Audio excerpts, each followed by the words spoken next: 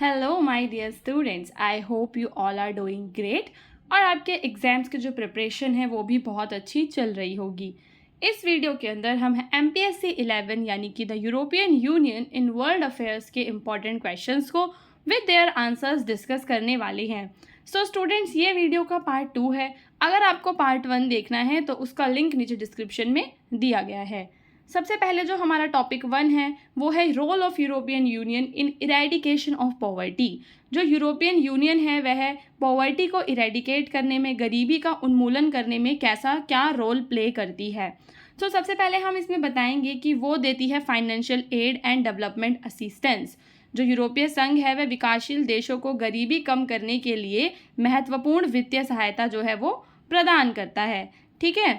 और trade policies, जो EU है वो ऐसी ट्रेड पॉलिसीज़ बनाता है जिससे कि जो डेवलपिंग कंट्रीज़ हैं वो यूरोपियन मार्केट में जाकर इकोनॉमिक ग्रोथ अपनी कर सकती हैं। यानी कि सबसे पहली चीज़ क्या है, जो यूरोपीय संघ है वह विकासशील देशों को गरीबी कम करने के लिए एक महत्वपूर्ण वित्तीय सहायता प्रदान करता है। ठीक है, सबसे पहले आप क्या बताएंगे, क्या प्रदान करता है? वित्तीय सहायता प्रदान करता है। दूसरी चीज़, वो ऐसी नीतियाँ बनाता है, व्यापार की नीतियाँ, जिनसे व्यापार को बढ़ावा मिलता है। ठीक है। और इकोनॉमिक ग्रोथ होती है, क्या होता है, उनकी आर्थिक वृद्धि होती है। सो यूरोपीय संघ निष्पक्ष व्यापार नीतियों को बढ़ावा देता है जिससे कि जो विकासशील देश हैं, ठीक है, विकासशील देश आप समझ रहे हो ना, जो विकसित नहीं हुए हैं, अभी डेवलपिंग हैं, यूरोपीय बाजारों तक अपनी पहुंच बना सकते हैं और इस तरह उनकी आर्थिक वृद्धि का समर्थन होता है। Also in times of crisis the EU offers humanitarian aid to the most vulnerable populations. अब ऐसी पॉपुलेशंस जो जब क्राइसिस आ जाती है, ठीक है, तो वहाँ पे ये प्रोवाइड क्या करते हैं, ह्यूमैनिटेरियन एड प्रोवाइड करते हैं, यानी कि मानवों को सहायता प्रदान करते हैं जहाँ पर अगर कोई क्राइसिस आ जाती है, कोई आपदा हो जाती है, वॉर हो जाता है, ताकि वो जो लोग हैं उनकी बेसिक जो नीड्स हैं वो पूरी हो सकें। तो संकट के समय में यूरोपीय संघ सबसे कमज़ोर जनसंख्या को मानवीय सहायता प्रदान करता है जिससे कि उनकी जो बुनियादी आवश्यकताएं हैं वे पूरी हो सकें।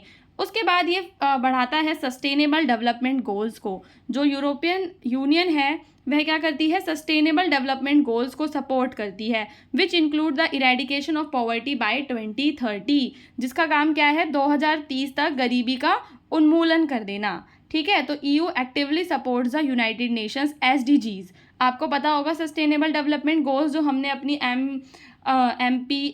MED 002 में हमने पढ़ा था सस्टेनेबल डेवलपमेंट गोल्स के बारे में। ठीक है। सो स्टूडेंट्स, 2030 तक जो सस्टेनेबल डेवलपमेंट गोल का गोल 1 है वो है गरीबी उन्मूलन का। तो 2030 तक गरीबी उन्मूलन करने के लिए जो यूरोपियन यूनियन है वो काम करेगी, सपोर्ट करेगी यूनाइटेड नेशंस को। उसके बाद इसके एजुकेशनल प्रोग्राम्स भी होते हैं। So EU funds educational programmes and initiatives in developing countries to improve literacy rate and skill level. ये क्या करते हैं, लोगों की स्किल्स को बढ़ाने में मदद करते हैं। उसके बाद हम बात करेंगे हेल्थ केयर इनिशिएटिव्स की।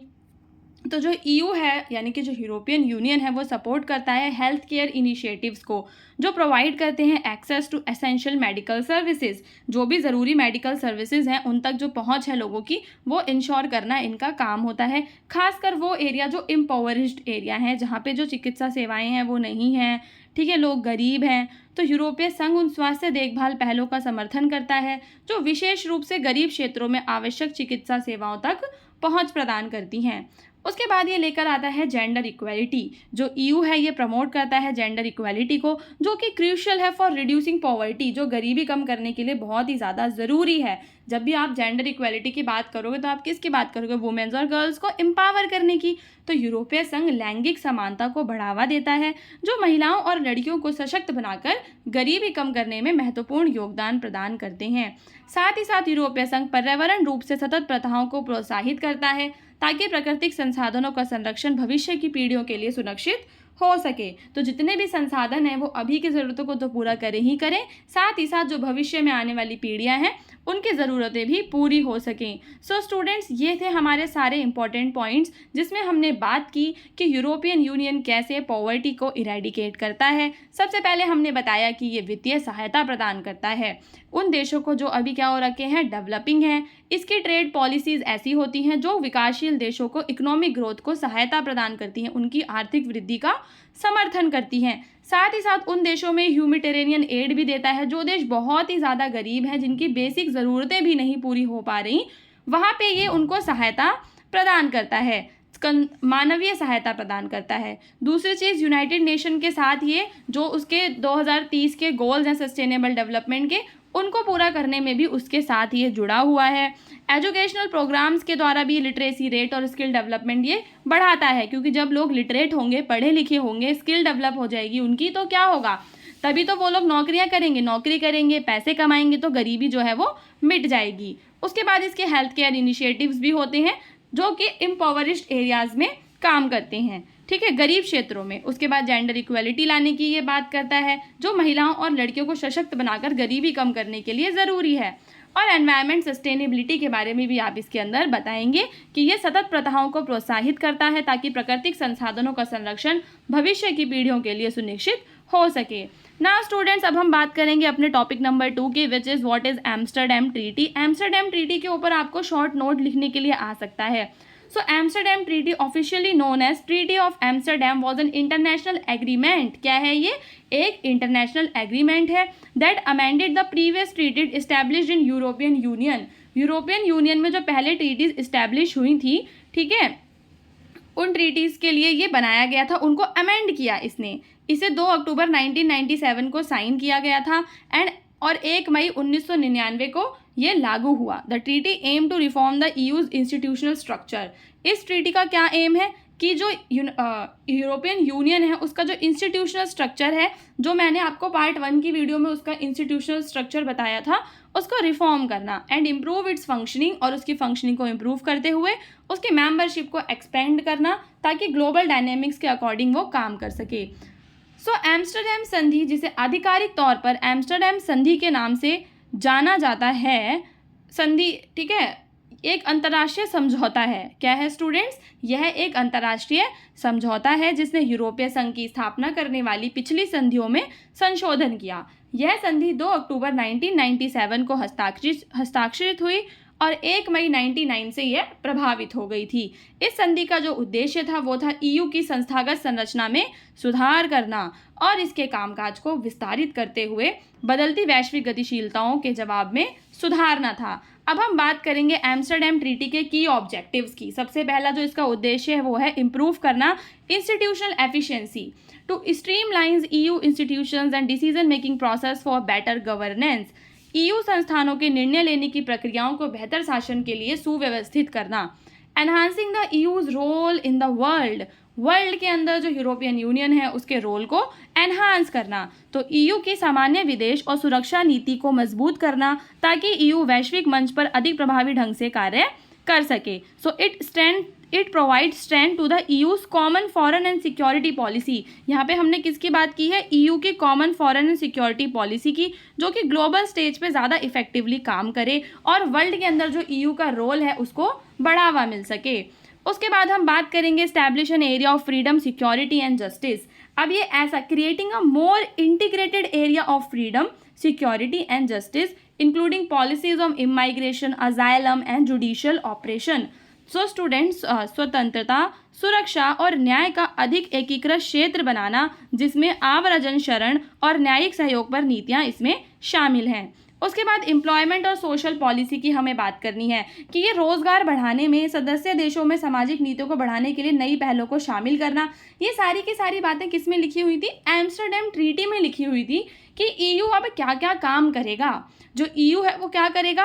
इनकॉर्पोरेट करेगा न्यू इनिशिएटिव्स को, ताकि एम्प्लॉयमेंट बढ़े, सोशल पॉलिसीज़ बनाएगा अपने मेंबर स्टेट्स के अंदर, फंडामेंटल राइट्स को स्ट्रेंथ प्रोवाइड करेगा, जो मानव अधिकार सम्मेलन को ईयू कानून में शामिल करके मौलिक अधिकारों की सुरक्षा को मजबूत करना भी इसका काम था। तो reinforcing the protection of fundamental rights by integrating the European convention on human rights into EU's law. The Amsterdam treaty was a significant step in the evolution of EU. जो एम्स्टरडैम ट्रीटी है वो इसके evolution का significant step है, क्योंकि इसके अंदर सारी मेन बातें ये लिखी हुई हैं कि ईयू जो है वो काम कैसे करेगा। Addressing various international and external challenges to make the union more cohesive. So Amsterdam संधि ईयू के विकास में एक महत्वपूर्ण कदम थी, जिसने विभिन्न आंतरिक और बाहरी चुनौतियों को संबोधित किया, ताकि संघ को अधिक सुसंगत और अपने सदस्य देशों और नागरिकों की आवश्यकताओं को पूरा करने में सक्षम बनाया जा सके। अब स्टूडेंट्स हम बात करेंगे भारत और ईयू के रिलेशनशिप की।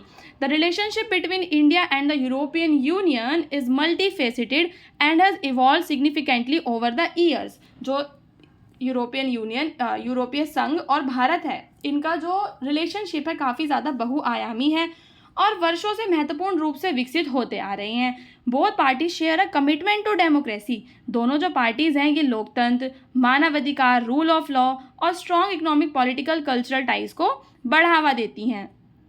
अब हम बात करेंगे इनके की एस्पेक्ट्स की, जैसे कि इकोनॉमिक एंड ट्रेड रिलेशंस। सो जो ईयू है ये one of the India's largest trading partner है विद बायलेटरल ट्रेड। जो इंडिया है वो ईयू के साथ जो ट्रेड होता है बायलेटरल होता है, यानी इंपोर्ट एक्सपोर्ट्स दोनों होते हैं गुड्स एंड सर्विसेज के, amounting to billions of euros annually. साल में कई बिलियन यूरोज का जो ट्रेड है वो ये दोनों कर लेते हैं।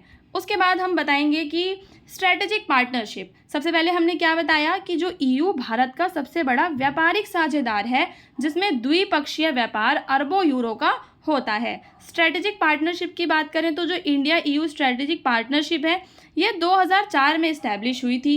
AIIMS to enhance cooperation in various sector, और इसका एम क्या है, अलग अलग सेक्टर्स में कॉपरेशन को बढ़ावा देना, including security, counter terrorism and climate change. तो 2004 में स्थापित भारत ईयू रणनीतिक साझेदारी का जो उद्देश्य है वह विभिन्न क्षेत्रों में सहयोग को बढ़ाना, जिसमें सुरक्षा, आतंकवाद विरोधी और जलवायु परिवर्तन शामिल हैं। रेगुलर हाई लेवल डायलॉग्स होते हैं इन दोनों के बीच में। So regular high level dialogues and summits are held. दोनों जो हैं बातचीत करते हैं, समिट्स में मिलते हैं, जहाँ पे वो डिस्कस करते हैं, कोऑर्डिनेट करते हैं ग्लोबल और रीजनल इश्यूज़ के ऊपर। आपसी हित के वैश्विक और क्षेत्रीय मुद्दों पर चर्चा और समन्वय के लिए नियमित उच्च स्तरीय संवाद और शिखर सम्मेलन आयोजित किए जाते हैं। उसके बाद हम बात करेंगे डेवलपमेंट कोऑपरेशन की। जो ईयू है वो सपोर्ट करता है वेरियस डेवलपमेंट प्रोजेक्ट्स को इंडिया में, फोकसिंग ऑन सस्टेनेबल डेवलपमेंट। अब यहाँ पे सस्टेनेबल डेवलपमेंट आपको लिखना ही है हर आंसर में कि सस्टेनेबल डेवलपमेंट पे वो फोकस करता है, रूरल डेवलपमेंट में, और हेल्थ केयर पे फोकस करता है। सो ईयू भारत के विभिन्न विकास परियोजनाओं का समर्थन करता है, जिसमें सतत विकास, ग्रामीण विकास और स्वास्थ्य देखभाल पर ध्यान केंद्रित किया जाता है। और इसके बाद इसके एजुकेशनल और कल्चरल एक्सचेंजेस की बात करते हैं, जैसे कि एक प्रोग्राम है इरास्मस जो फैसिलिटेट करता है स्टूडेंट्स को, जो बच्चे हैं वो एकेडमिक एक्सचेंजेस को फैसिलिटेट करता है, म्यूचुअल अंडरस्टैंडिंग और कल्चरल टाइज को भी। तो इरास्मस जैसे कार्यक्रम छात्र और अकादमिक आदान प्रदान को सुगम बनाते हैं, जिससे आपसी समझ और सांस्कृतिक संबंध बढ़ते हैं। साइंस एंड टेक्नोलॉजी में दोनों एक दूसरे को कोऑपरेट करते हैं, अनुसंधान और नवाचार में सहयोग करते हैं, विशेष रूप से नवीकरणीय ऊर्जा में, सूचना प्रौद्योगिकी में और अंतरिक्ष जैसे क्षेत्रों में जो है ये कोलैबोरेट करते हैं। उसके बाद जो ईयू है वो सिग्निफिकेंट सोर्स है फॉरेन डायरेक्ट इन्वेस्टमेंट का इंडिया के अंदर। ईयू के अंदर जो देश हैं वो इंडिया के अंदर क्या करते हैं, फॉरेन डायरेक्ट इन्वेस्टमेंट यानी प्रत्यक्ष विदेशी निवेश करते हैं, मैन्युफैक्चरिंग में, सर्विसेज में, इंफ्रास्ट्रक्चर में, ठीक है, विनिर्माण सेवाओं और बुनियादी ढांचे को, इन सारे क्षेत्रों में कहने का मतलब क्या है कि ये योगदान प्रदान करता है। अभी अगर हम रीसेंट डेवलपमेंट की बात करें तो इसमें आते हैं FTA negotiations. So ongoing negotiations for a comprehensive FTA to boost bilateral trade and investment. So इनमें क्या होता है, द्विपक्षीय व्यापार होता है, जैसे निवेश को बढ़ावा देने के लिए व्यापक मुक्त बाजार समझौते के लिए चल रही बातचीत। ये दोनों क्या कर रहे हैं, बातचीत कर रहे हैं, किसके बारे में, कि मुक्त बाजार समझौता हो जाए इन दोनों के बीच में। क्लाइमेट चेंज और सस्टेनेबिलिटी पे इनिशिएटिव्स लेते हैं कि जो क्लाइमेट चेंज है उसे कम किया जा सके, सस्टेनेबल डेवलपमेंट को बढ़ाया जा सके और ऐसी एनर्जीज़ का हम यूज़ करें जो रीन्यूएबल एनर्जीज़ हों। उसके बाद हम बात करेंगे डिजिटल वाली, digital cyber security corporation. So digital युग में सामान्य चुनौतियों का समाधान करने के लिए डिजिटल परिवर्तन और साइबर सुरक्षा में ये सहयोग बढ़ाते हैं। सो इंडिया और ईयू का जो रिलेशनशिप है वो ग्रो कर रहा है। दोनों की जो वैल्यूज़ हैं, म्यूचुअल इंटरेस्ट हैं, शेयर करते हैं वो अपनी वैल्यूज़ को, और ग्लोबल स्टेबिलिटी और प्रॉस्पेरिटी लाने में योगदान करते हैं। सो स्टूडेंट्स, ये था वीडियो का पार्ट 2। अगर आपको पार्ट 1 देखना है तो आप नीचे डिस्क्रिप्शन में दिए हुए लिंक पे जाके पार्ट 1 देख सकते हैं। इसके अंदर जो भी 3 क्वेश्चंस को मैंने डिस्कस किया है, मैं आपसे कहना चाहती हूँ कि आप उनके इम्पॉर्टेंट जो पॉइंट्स हैं उन्हें अपनी नोटबुक में नोट डाउन करके उसके बाद ही रिवाइज़ किया करिए, क्योंकि उससे जो है आपको आंसर्स जो हैं 100% समझ में आ जाते हैं। ठीक है, अगर आप पूरा नहीं लिख सकते तो सिर्फ आप क्या करा करो कि जो मेन होता है ना वो लिख लिया करो। उसके अलावा मैं आपसे कहना चाहती हूँ कि आपको वीडियो कैसा लगा वो कमेंट करके ज़रूर बताना, ऑल्सो नेक्स्ट आपको किस एग्ज़ाम का वीडियो चाहिए उसके बारे में ज़रूर कमेंट करना कि आपका नेक्स्ट एग्ज़ाम कौन सा है। ठीक है, अब हम मिलेंगे अपने अगले वीडियो में।